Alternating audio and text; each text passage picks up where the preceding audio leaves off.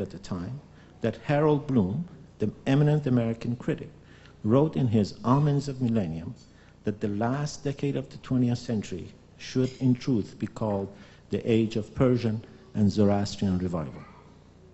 Zarathustra was not the only Persian prophet to play an important role in the development of Judeo-Christian theology.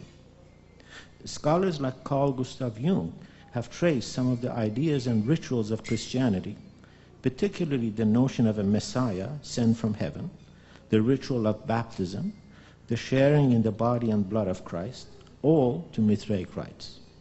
Even the architecture of the Christian church, with its hallowed nave, seems inspired by the designs of Mithraic temples. Western art, no less than Western history, bear testimony to the ubiquity of the Persian presence in antiquity. Of all the existing works of Greek tragedy, for example, the only one that is about a non-Greek subject is Aeschylus's play, The Persians. The play, incidentally, has been translated by Fuad Rouhani into Persian, but called Parsiyan. Persian influence continued long after the days when Christianity was born. St. Augustine's Confessions, written a good 3 centuries later, affords clear evidence of the immense influence Persian ideas, including those of Mani, exerted on Augustine's intellectual development, and through him, on the evolution of Christian theology. In fact, some scholars have suggested that Augustine's strict admonitions against bodily pleasures, his dualistic vision of the world as a place riven between good and evil, are all evidence of his co-option of Mani's ideas into Christianity. Persia can be held at least partially accountable for what has come to be pejoratively called the Manichaean view, a vision that reduces the infinite complexities of reality into a simple duality of good and evil. Even well into the 20th century, the cosmology and ethics of such popular films as Star Wars and the more recent Lord of the Rings continue to resonate with Manichaean perspectives. Interesting and important as these religious influences are, Persia's role in the development of the Greco-Roman or Western sense of cultural identity is no less significant.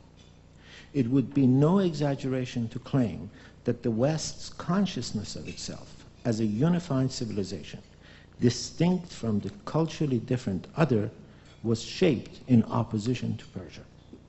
More than 400 years before the birth of Christ, Herodotus, often called the father of Western history, and himself born within the confines of the then vast Persian Empire, wrote his seminal work to chronicle the wars between Greeks and the Persians. This book is also available in Persian. It is called Tarikh, Herodot, and again Fuad Rouhani has translated it. In the opening paragraph of his histories, Herodotus writes, "In this book I hope to do 2 things: to preserve the memory of the past by putting on record the astonishing achievement of our own and of the Asiatic people. Secondly, and more importantly, to show how the 2 races come into conflict."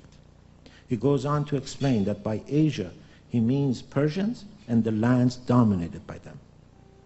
Though in what must be the clear first instance of a smug Eurocentrism, he calls Persians barbarians, he nevertheless marvels at their many accomplishments.